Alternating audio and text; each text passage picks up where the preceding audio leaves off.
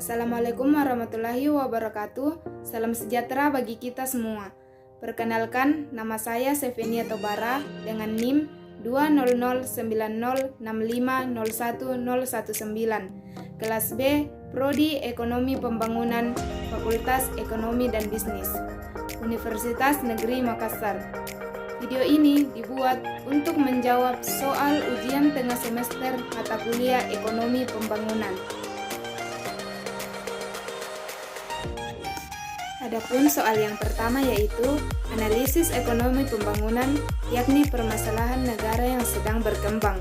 Uraikan karakteristik dan permasalahan apa saja yang menjadi permasalahan yang dihadapi negara yang sedang berkembang. Nah, ada beberapa karakteristik atau ciri negara yang sedang berkembang. Yang pertama, pertumbuhan penduduk. Pertumbuhan penduduk memang menjadi salah satu ciri yang menunjukkan suatu negara apakah tergolong dalam negara berkembang ataukah negara maju. Di negara maju, kita akan menemukan tingkat pertumbuhan penduduk yang rendah, bahkan sangat rendah. Hal ini dipengaruhi dan didukung oleh berbagai macam hal, seperti gaya hidup yang serba modern hingga sifat hedonis dan individualistis yang tinggi. Namun hal-hal tersebut tidak akan kita temukan di negara berkembang. Negara berkembang memiliki sebagian penduduk yang masih mengenyam pendidikan rendah. Selain itu, masyarakat negara berkembang masih sangat kental dengan adat istiadat serta kebudayaan. Hal ini tentu saja akan menimbulkan ikatan yang kuat di antara sesama anggota keluarga. Dengan demikian, mempunyai keturunan yang banyak menjadi suatu anugerah tersendiri. Adapun yang kedua yaitu mempunyai tingkat pengangguran yang tinggi. Selain tingginya pertumbuhan penduduk, ternyata negara berkembang juga bisa ditandai dengan tingginya tingkat pengangguran. Yang ketiga itu ketergantungan pada sektor pertanian atau primer. Bagi negara maju, sektor yang mayoritas digeluti dan menjadi andalan negara adalah sektor industri. Sektor industri sangat dibutuhkan oleh banyak orang dan menjadi sektor yang paling memproduksi banyak benda-benda yang dibutuhkan manusia sehari-hari.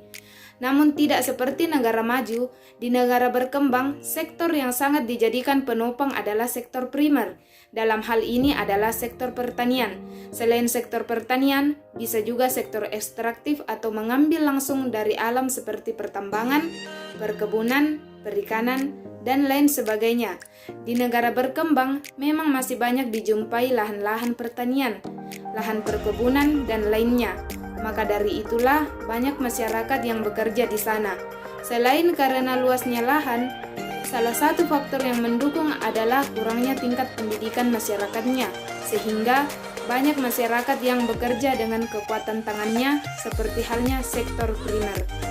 Adapun yang keempat yaitu pasar dan informasi tidak sempurna di negara berkembang, yang banyak hal yang masih jauh dari kata kesempurnaan.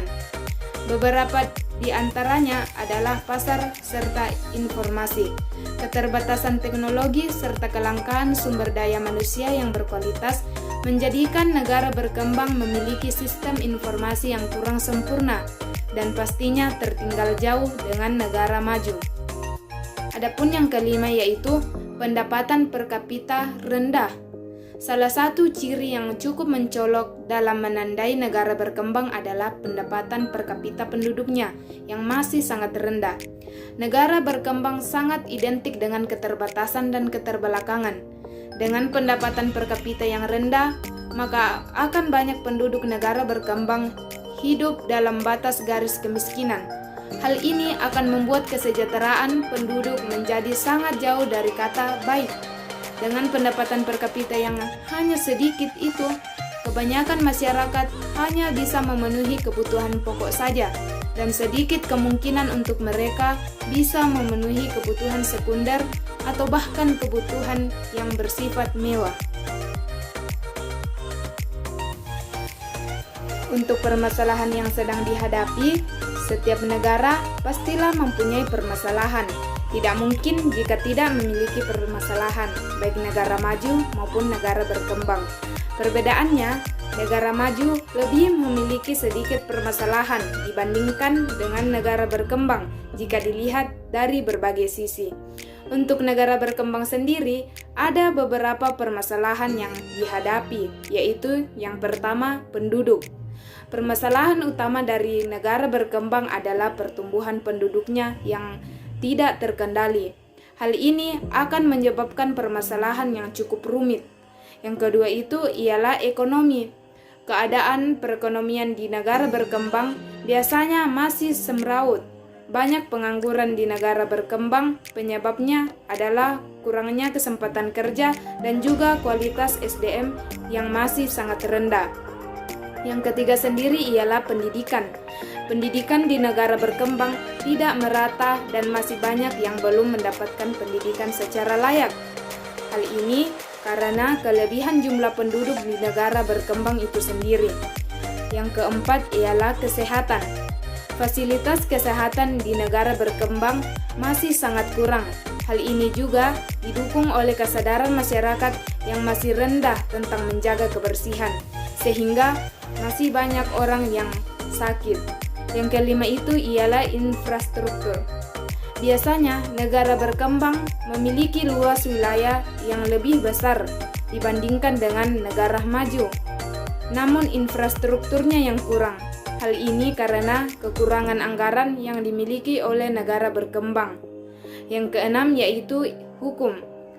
Penegakan hukum di negara berkembang masih sangat kurang. Hal ini didukung dengan kesadaran masyarakat akan hukum itu sendiri masih rendah, sehingga masyarakat banyak ditemukan berbagai permasalahan hukum. Yang ketujuh itu ialah tingkat produksi. Hasil produksi di negara berkembang masih tergolong rendah. Hal ini disebabkan karena masih rendahnya tingkat produktivitas yang rendah dan juga kualitas sumber daya manusia yang kurang.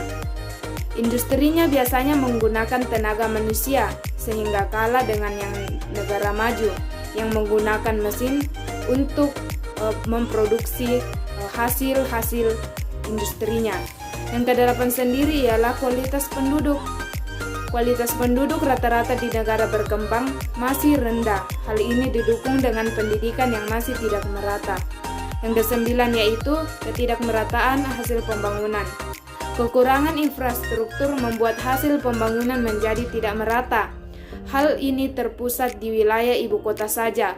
Hal ini didukung dengan ketidakmerataan penghasilan masyarakat. Yang ke-10 yaitu ketergantungan pada luar negeri. Negara berkembang masih kekurangan dalam memproduksi barang dan jasa untuk memenuhi kebutuhan penduduknya. Banyak barang yang mengandalkan produksi negara lain sehingga melakukan impor dari luar negeri. Selain itu, kecintaan penduduk akan produk dalam negeri masih sangat kurang, sehingga lebih memilih barang-barang impor hasil luar negeri. Untuk soal yang kedua, pertumbuhan dan pembangunan ekonomi dapat diukur melalui beberapa indikator. Jelaskan indikator apa yang dimaksud dari indikator tersebut yang mana digunakan untuk mengelompokkan pertumbuhan ekonomi dan pembangunan ekonomi di daerah Indonesia.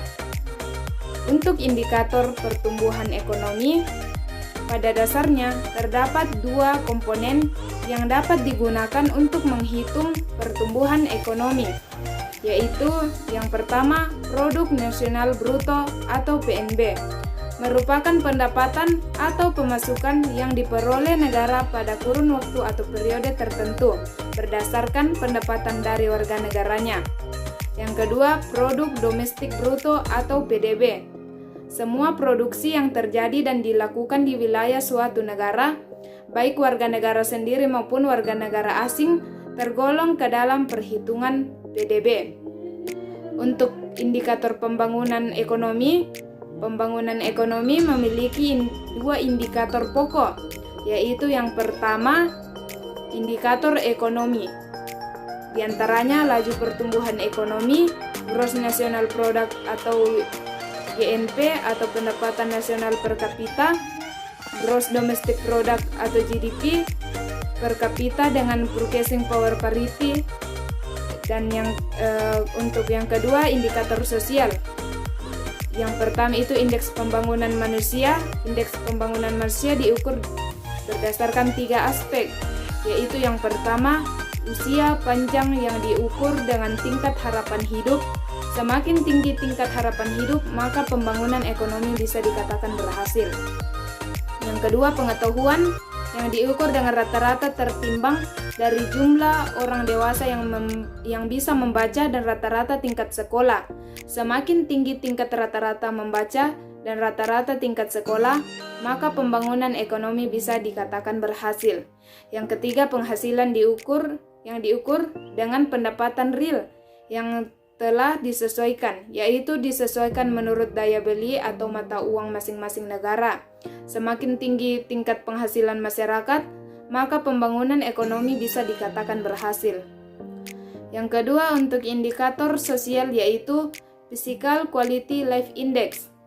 Physical Quality Life Index atau indeks mutu hidup adalah indeks gabungan dari 3 indikator utama, yaitu yang pertama, angka harapan hidup pada usia tahun-tahun, yang kedua, angka kematian, yang ketiga, tingkat buta huruf.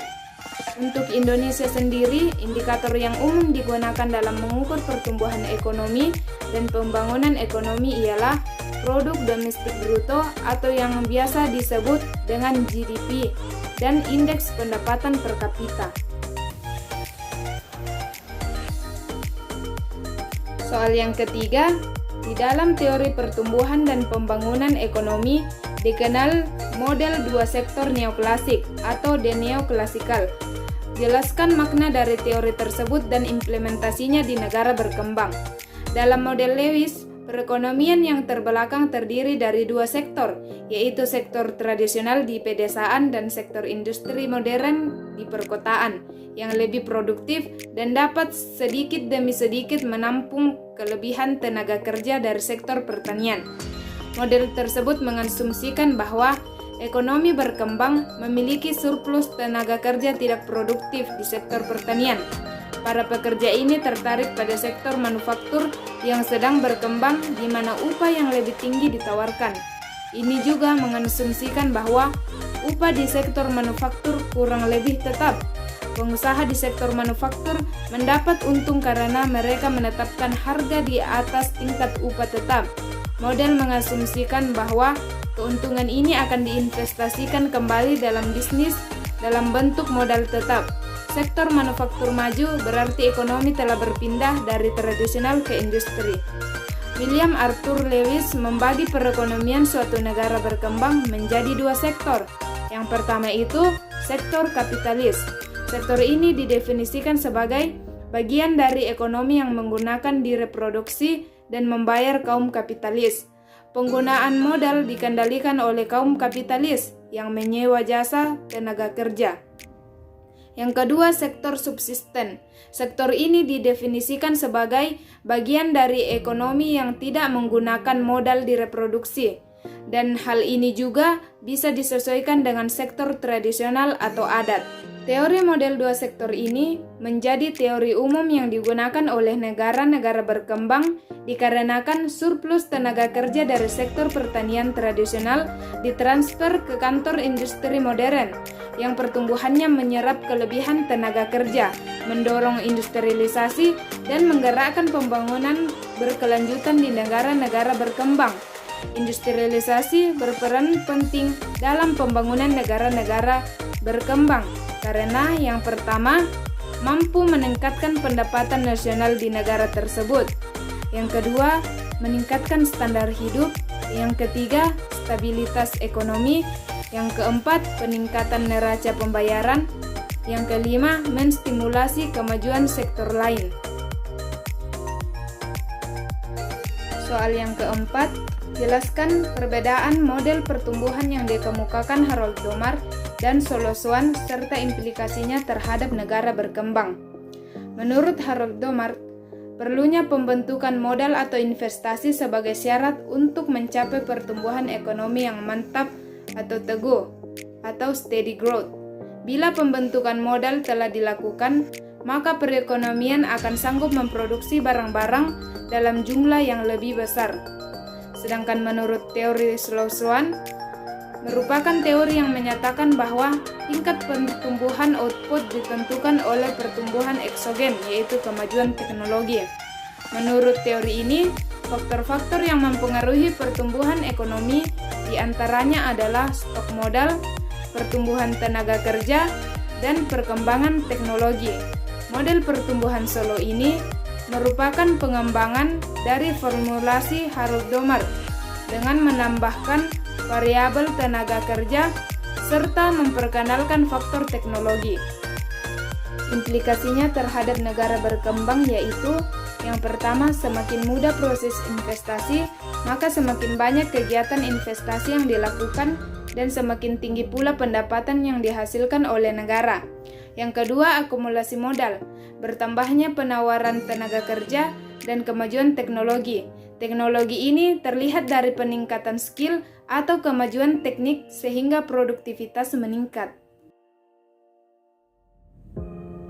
Soal yang kelima, dari beberapa teori pertumbuhan dan pembangunan ekonomi, yang mana paling populer dikembangkan di Indonesia? Teori yang paling populer untuk dikembangkan ialah teori neoklasik. Teori pertumbuhan ekonomi ini sebenarnya merupakan perkembangan dari teori klasik yang lebih dulu diperkenalkan oleh Adam Smith. Tokoh yang mengemukakannya adalah dua ekonom senior bernama Robert Solow dan Trevor Winchester Swan. Oleh karena itu, teori ini dikenal pula sebagai model pertumbuhan ekonomi Solow-Swan. Aliran neoklasik memusatkan teorinya pada 3 faktor yang berpengaruh pada pertumbuhan ekonomi, yakni modal, tenaga kerja, dan perkembangan teknologi. Teori ini meyakini bahwa peningkatan jumlah tenaga kerja dapat meningkatkan pendapatan per kapita. Namun, tanpa adanya teknologi modern yang berkembang, peningkatan tersebut tidak akan dapat memberikan hasil positif terhadap pertumbuhan ekonomi secara nasional. Soal yang keenam atau soal yang terakhir ialah pemikiran ekonomi pembangunan setelah Perang Dunia II dan pemikiran ekonomi pembangunan tahun 1970-an sampai 1980-an memiliki perbedaan. Jelaskan perbedaan kedua hal tersebut. Pada pemikiran ekonomi setelah Perang Dunia II, menurutnya perlunya campur tangan negara-negara yang kaya untuk memberikan bantuan kepada negara-negara yang miskin, serta perlunya campur tangan pemerintah dalam hal ini untuk menggerakkan atau mendorong pertumbuhan ekonomi. Sedangkan menurut pemikiran ekonomi tahun 1970-an sampai 1980-an, yaitu pertumbuhan dapat didasarkan pada ekspor, setidaknya ekspor manufaktur, serta pasar yang menggerakkan roda atau pertumbuhan ekonomi.